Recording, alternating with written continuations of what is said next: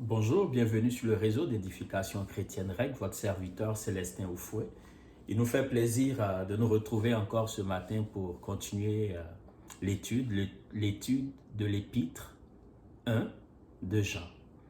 Et principalement, nous verrons aujourd'hui le chapitre 2, mais dans le chapitre 2, nous verrons juste les deux premiers versets parce qu'ils ont de la profondeur, donc je voudrais qu'on puisse les regarder et prochainement nous allons continuer jusqu'au verset 11 la prochaine fois. Mais déjà, je voudrais rappeler que dans le chapitre 1 de cette première épître, l'élément principal qui est ressorti, c'est que Dieu est lumière et il n'y a point en lui de ténèbres. La deuxième leçon que nous avions retenue était que, étant donné que Dieu est lumière et que nous sommes appelés enfants de Dieu, par conséquent, nous devons aussi marcher dans la lumière. Et notre communion avec Dieu avait pour marque la sainteté, parce que Dieu est saint et notre communion donc avec Dieu, la marque de notre communion avec Dieu est la sainteté en tant qu'enfant de Dieu. Et nous avons vu aussi l'offre que Dieu nous fait lorsqu'il advenait que nous nous détournons de sa voie, lorsqu'il advenait que nous péchons. Le sang de Jésus nous purifiait de tout péché. Donc, lorsque nous confessons, lorsque nous tournons vers Dieu, le sang de Jésus nous purifie de tout péché. Et notre cœur sincère se tournant vers Dieu, nos iniquités aussi sont purifiées. Et donc, c'est ce que nous avions vu pleinement dans le chapitre 1 de la première épître que nous avions vue. Donc, Dieu est lumière, il n'y a point en lui de ténèbres. Marchons donc dans la lumière en tant qu'enfants de Dieu. Et marcher dans la lumière supposait la pureté, la sanctification, parce que Dieu est saint et la marque de notre communion avec lui, c'est la sainteté.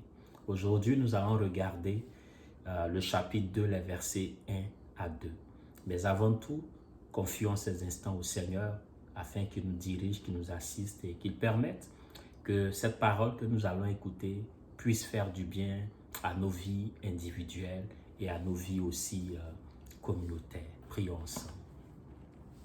Seigneur Dieu, nous te bénissons, te disons merci pour ta grâce, merci Dieu pour ta bonté, merci Dieu pour ta fidélité. Père, nous te sommes reconnaissants pour l'opportunité que tu nous donnes ce matin de nous retrouver. Seigneur, pour écouter ta voix, nous voulons te prier de nous aider afin que nous puissions la comprendre, afin que Dieu, nous puissions l'intégrer dans nos cœurs, dans nos pensées, afin que Dieu, cela puisse être manifeste dans notre vie de tous les jours. Seigneur, viens bénir ta parole. Seigneur, nous voulons reconnaître que tu es lumière et il n'y a point en toi de ténèbres. Seigneur, donne-nous la force de marcher dans la lumière, de marcher dans la sanctification, dans la pureté, parce que toi, tu es un Dieu saint. Merci encore pour ta fidélité. Merci encore pour la force que tu nous donnes, Seigneur, de pouvoir revenir à ta parole. Nous te prions dans ta grâce de bénir ces instants, de bénir ta parole pour moi, de bénir ta parole pour mon frère, pour ma sœur, Seigneur, afin que l'effet de cette parole dans nos vies puisse être manifeste pour la gloire, la seule gloire de ton nom. Merci pour ta fidélité et bénis ces instants, Seigneur, au nom de Jésus. Amen. Amen. Que le nom du Seigneur donc soit béni. Et ce matin, je voudrais que nous lisons notre texte. 1 Jean chapitre 2. Donc le deuxième chapitre de la première épître de Jean. Nous allons lire les versets 1 et 2. Mes petits enfants, je vous écris ces choses afin que vous ne péchiez point. Et si quelqu'un a péché, nous avons un avocat auprès du Père, Jésus-Christ le juste. Il est lui-même la victime expiatoire pour nos péchés, et non seulement pour les nôtres, mais aussi pour ceux du monde entier. Donc ici, c'est l'apôtre Jean qui s'adresse à son auditoire et le premier élément donc il fait ressortir, il parle, il dit « mes petits enfants ». Donc ici, il marque, c'est un signe d'affection quand il dit « mes petits enfants », un signe d'attachement. quand il dit « mes petits-enfants ». Donc on voit l'apôtre Jean, certainement vieillard, a pris de l'âge et il s'adresse à un auditoire, il encourage un auditoire, il encourage tous ceux qui croient en Christ. L'apôtre Jean, certainement expérimenté, parce qu'il fait partie des pères de l'évangile. Donc il s'adresse à ses petits-enfants, tous ceux qui ont reçu l'évangile, tous ceux qui ont confessé Jésus-Christ comme Seigneur et Sauveur.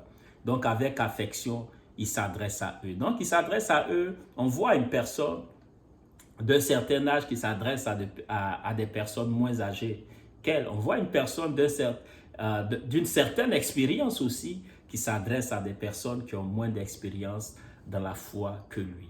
Donc avec joie, avec élan de cœur, il dit « mes petits-enfants, je vous écris ces choses afin que vous ne péchiez point.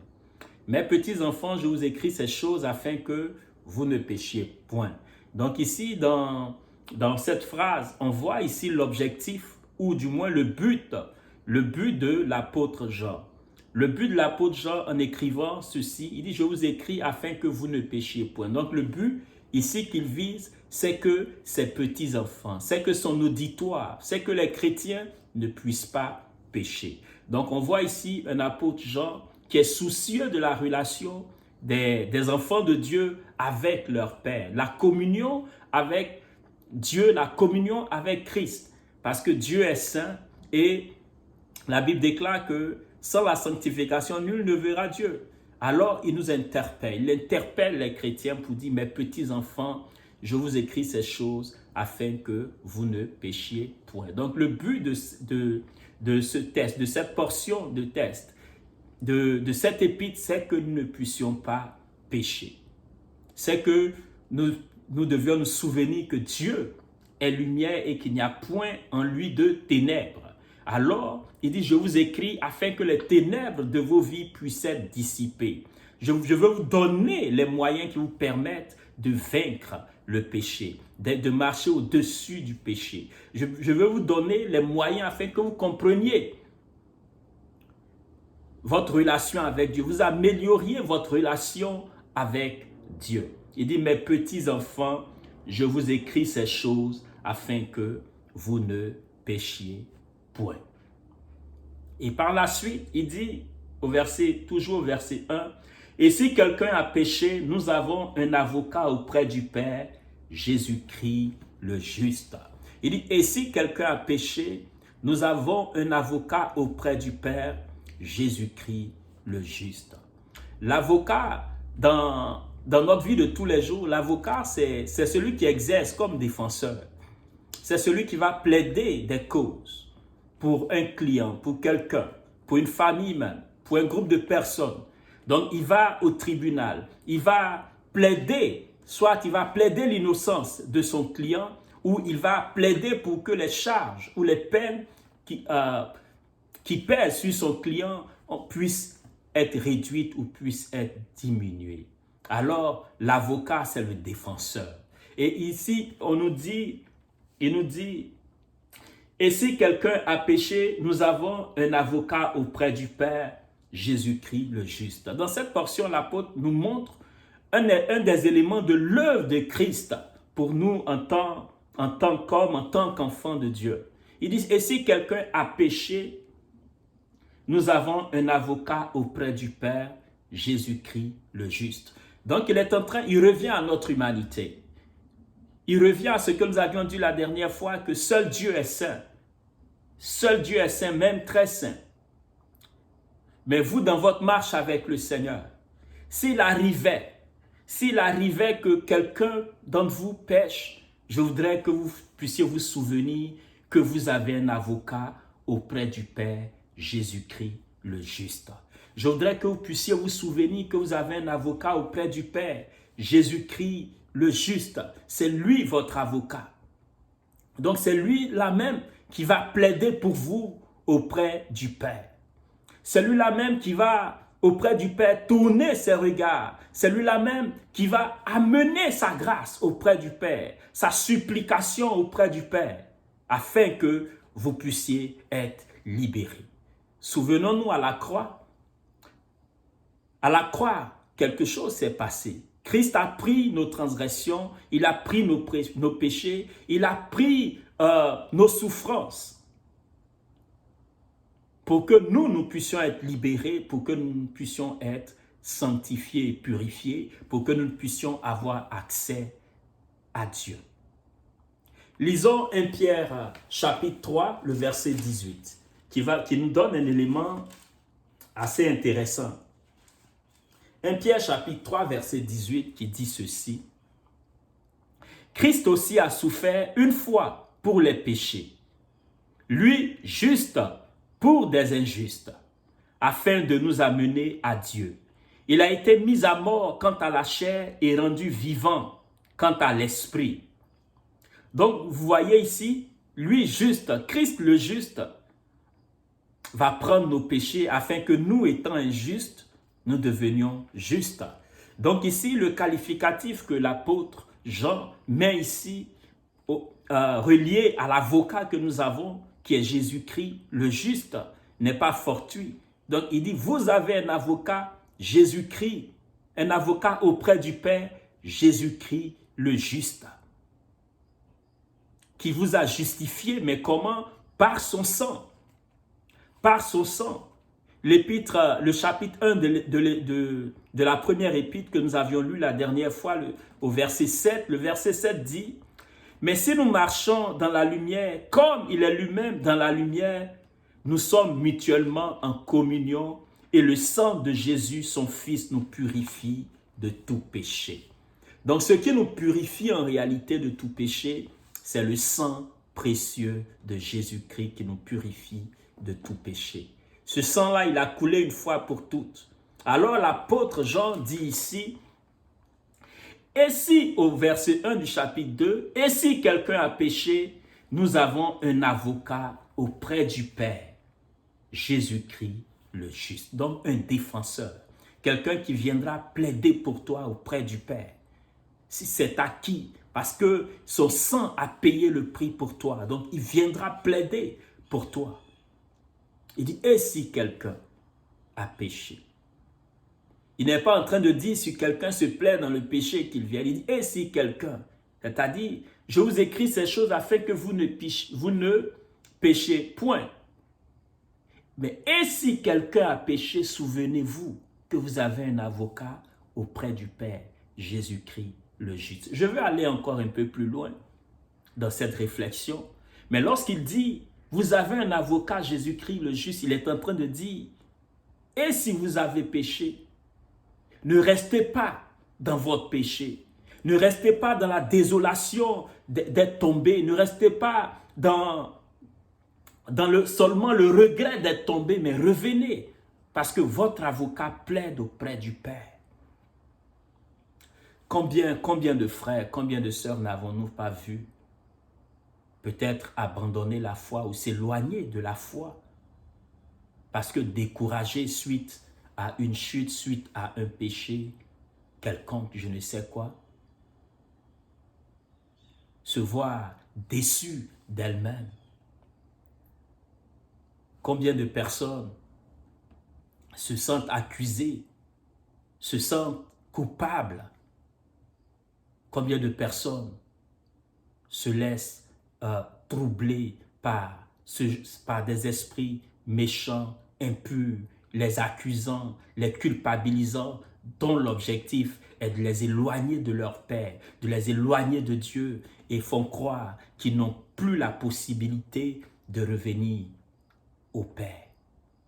Mais il est en train de nous dire ici aujourd'hui, et si quelqu'un a péché, qu'il se souvienne que nous avons un avocat auprès du Père, Jésus-Christ, le juste.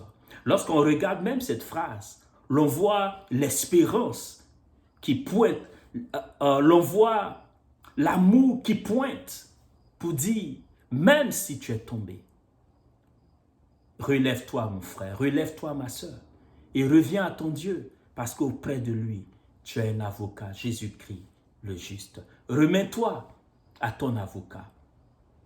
Généralement, lorsqu'on va plaider en cours, ce n'est pas le client qui va... Le client, il va exposer les faits à son avocat. Et son avocat, donc, va plaider avec les cas qui ont été signifiés. Et quand bien même que le client est appelé à la barre pour un jugement, l'avocat sera prêt à intervenir. L'avocat sera prêt à plaider pour son client. Quand bien même le client est appelé à la barre pour être jugé, l'avocat a les éléments pour défendre son client. Et le sang de Jésus est l'élément que Jésus utilise pour nous défendre auprès du Père. Il dit, j'ai été injuste pour eux afin qu'ils soient justifiés. J'ai été impur pour eux afin qu'ils soient purifiés. J'ai été maudit pour eux afin qu'eux, ils soient bénis. Mon sang, le gage de leur liberté, je les rachète. Alors il est en train de dire, l'apôtre Jean est en train de dire, et si quelqu'un a péché, qu'il se souvienne, qu'il n'a pas besoin d'être maltraité par la culpabilité. La culpabilité, elle est essentielle et elle est bonne lorsqu'elle nous pousse à la repentance. Mais lorsqu'elle doit nous détruire, lorsqu'elle doit nous rendre malades, lorsqu'elle doit nous éloigner de Dieu, la culpabilité est alors démoniaque et satanique. Oui, Dieu nous fait grâce aujourd'hui d'avoir vers lui les regards tournés par le sang précieux de Jésus-Christ de Nazareth. Alors je veux dire à quelqu'un, souviens-toi que auprès du Père tu as un avocat. Ne te laisse pas abattre. Ne te laisse pas décourager. C'est vrai que tu as pleuré. Tu as pleuré sur ton sort. C'est vrai que tu as été abattu un moment. Mais dis à ton âme, relève-toi mon âme. Tu dis à ton âme, relève-toi mon âme, car auprès du Père, j'ai un avocat. Dis, relève-toi mon âme, car auprès du Père, tu as un avocat. Jésus-Christ le juste, il plaidera pour toi auprès du Père. Il plaidera pour toi auprès du Père. Oui, certainement, c'est ton environnement qui t'accuse. Certainement, c'est les personnes autour de toi qui se moquent de toi, qui te huent à cause de ce qui t'est arrivé. Mais Dieu dit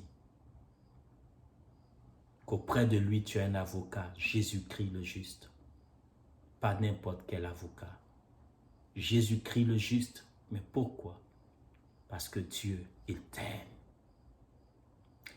Le verset 2 nous dit ceci. Il est lui-même la victime expiatoire pour nos péchés, et non seulement pour les nôtres, mais aussi pour ceux du monde entier. Donc il dit, il est lui-même. Il est lui-même, c'est-à-dire ce n'est pas une victime expiatoire quelconque, une victime qu'on va utiliser ailleurs. Comme autrefois, c'était le sang des boucs, le sang des taureaux, quoi que ce soit. Mais il dit, aujourd'hui, il est lui-même la victime expiatoire. Il est lui-même la propitiation. Il dit, il est lui-même. C'est-à-dire, il a pris l'engagement lui-même.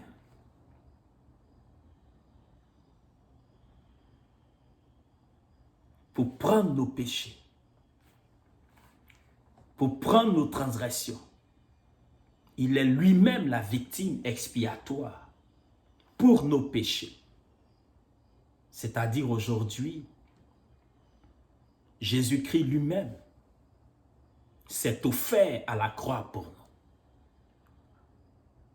On n'a plus besoin de sang de bouc et tout ça pour pouvoir espérer avoir une conscience pure, pour pouvoir espérer avoir nos péchés pardonnés pour une année, puis chaque année on renouvelle. Non, non, non, non.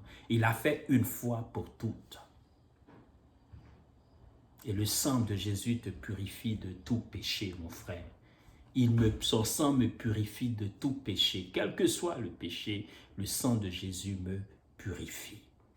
Et le sang de Jésus te purifie. Et il dit, et non seulement pour les nôtres, mais aussi pour ceux du monde entier.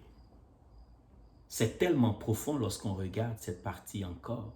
Il dit, mais aussi pour ceux du monde entier. On voit que déjà pointait l'opportunité pour le monde entier d'être sauvé. Et mais quand il est en train de le dire, l'un des messages forts, majeurs qui sort de ce texte, c'est qu'il n'y a point de salut en aucun autre, si ce n'est qu'en Jésus-Christ notre Sauveur et Seigneur. Parce que son sang, ce n'était pas pour les chrétiens de son époque. Son sang, ce n'était pas pour des chrétiens d'un territoire donné, ni d'un pays donné, ni d'une contrée donnée. Mais son sang, c'était pour le monde entier. Gloire à Dieu. Son sang, c'était pour le monde, c'est pour le monde entier. Il dit, non seulement pour les nôtres, mais aussi pour ceux du monde entier, qui qu'ils soient, quelle que soit la couleur de leur peau, quel que soit le langage qu'ils parlent. Il n'y a point de salut en aucun autre par lequel l'on peut être sauvé, si ce n'est le nom de Jésus. Il n'y a point de nom par lequel on peut être sauvé. Seul Jésus nous sauve. C'est ce qu'il est en train de dire ici. Il dit le sang de Jésus, c'est pour le monde entier. L'amour de Dieu, c'est pour le monde entier. La compassion, la miséricorde de Dieu, c'est pour le monde entier. Ce n'était pas réservé juste à une catégorie de personnes. Et je veux dire à quelqu'un ce matin que Jésus-Christ t'aime. Et son sang a coulé pour toi aussi, si tu ne l'as pas encore rencontré. Son sang a coulé pour toi aussi. Et fais le premier pas vers lui. Il t'aime et il veut te sauver. Je veux dire à celui qui a accepté Christ comme son sauveur et son Seigneur, souviens-toi toujours qu'auprès du Père, tu as un avocat. Auprès du Père, tu as un avocat, un défenseur qui plaide pour toi. Et tu n'as pas n'importe quel défenseur. Jésus-Christ, le juste. Ce matin, c'est ce que je voudrais partager avec vous dans ces deux versets. C'est Jésus-Christ est notre avocat auprès du Père. Jésus-Christ est notre avocat, notre défenseur auprès du Père. Et le deuxième élément de son œuvre qui ressort dans ce texte-là, c'est qu'il est la victime expiatoire. C'est-à-dire, s'est offert lui-même à la croix pour toi afin que tu puisses être sauvé. Non seulement il te sauve, et deuxièmement, il est ton avocat au cas où il advenait que tu péchais. Il était là encore pour toi. Lisons 1 Jean 4, ouais, je crois. 1 Jean 4, le verset 10. 1 Jean 4, verset 10, qui dit ceci. Je vais commencer au verset 9, qui dit ceci. L'amour de Dieu a été manifesté envers nous en ce que Dieu a envoyé son Fils unique dans le monde afin que nous vivions par lui.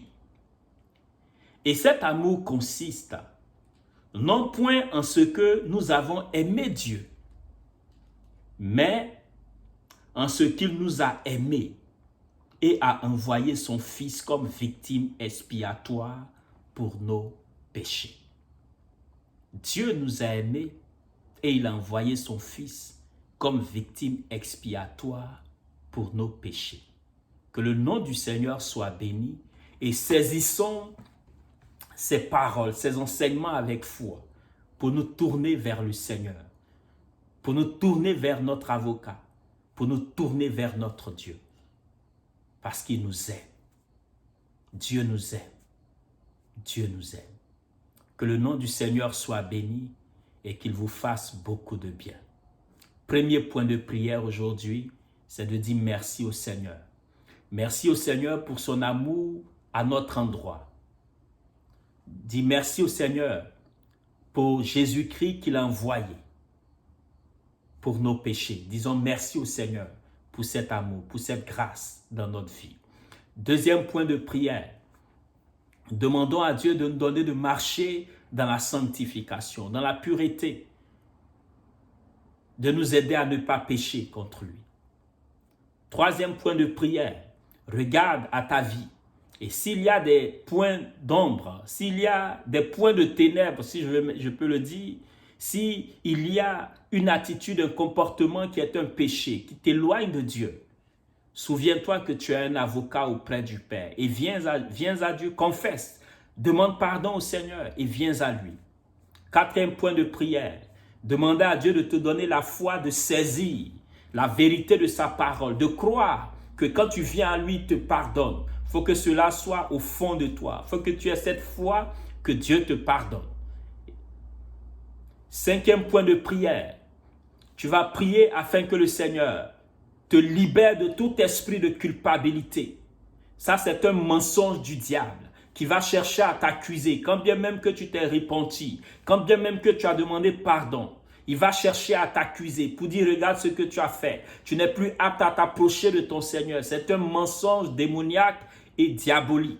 Donc, prie maintenant que tout esprit de culpabilité, tout esprit d'accusation quelconque qui tend à t'éloigner de Dieu, qu'il soit vaincu au nom de Jésus-Christ de Nazareth. Et que le nom du Seigneur soit béni. Et le sixième point de prière, bénis le Seigneur. Adore Dieu, rends gloire à Dieu pour son amour, pour sa grandeur, pour sa puissance. Rends gloire à Dieu pour sa fidélité, parce qu'il t'aime et il ne t'abandonne pas. La Bible déclare ce que nous venons de lire dans 1 Jean 4 au verset 9 à 10. Lorsque nous regardons le verset 10, vers la fin, il dit: l'amour ne consiste pas en ce que nous avons décidé d'aimer Dieu, mais plutôt que Dieu nous a aimés et qu'il a donné son Fils unique. Est-ce qu'on comprend ça? Donc c'est parce que Dieu nous a aimés qu'il vient nous sauver par Jésus-Christ. Donc bénis Dieu, adore le Seigneur pour cela, pour l'amour qu'il a pour toi. Et septième point de prière, il est spécial, il me vient à l'esprit. Prie pour ta maison, prie pour ta famille. Demande à Dieu d'apporter la paix dans ta maison. Demande à Dieu d'apporter la santé dans ta maison. Demande à Dieu d'apporter la joie dans ta maison. Demande à Dieu d'apporter la tranquillité dans ta maison. Et enfin, bénissons Dieu. Prions ensemble et puis que le nom du Seigneur soit béni et que Dieu vous fasse beaucoup de bien. Merci. Prions.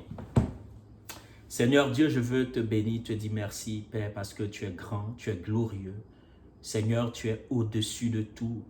Et ce matin, je suis content encore d'apprendre dans ta parole que tu m'aimes, Seigneur. Merci, merci pour cet amour manifesté à mon égard. Seigneur, en ce sens que, Seigneur Dieu, tu as donné Jésus-Christ pour moi, afin que mes péchés soient pardonnés, afin que je sois purifié, afin que je sois renouvelé, mon Dieu, par ta grâce et par ton esprit. Seigneur, merci pour tout.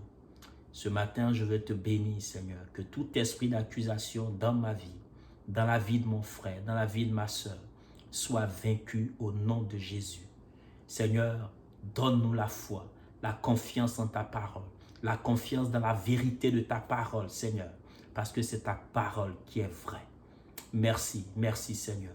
Merci pour ta parole ce matin. Bénis-nous par elle encore. Aide-nous afin que nous puissions nous attacher à elle, Seigneur, et bénis-la dans la vie de chacun de nous. Défends notre cause dans l'invisible comme dans le visible, Seigneur. Que tout esprit d'accusateur, Seigneur, soit vaincu au nom de Jésus-Christ de Nazareth. Donne-nous ta grâce, donne-nous ta paix, donne-nous ta joie. Que ton nom soit béni, Dieu créateur de toutes choses. Merci pour ta fidélité. Continue de nous bénir dans ta parole, s'il te plaît, Seigneur. Continue de nous instruire par elle. Continue de nous donner les révélations de ta parole. Seigneur, elle est tellement bonne. Merci au nom de Jésus. Bénis mon frère, bénis ma soeur. Seigneur, ce matin, que la gloire te soit due au nom de Jésus. Amen. Que le Seigneur vous fasse du bien. Merci encore pour votre écoute. Amen.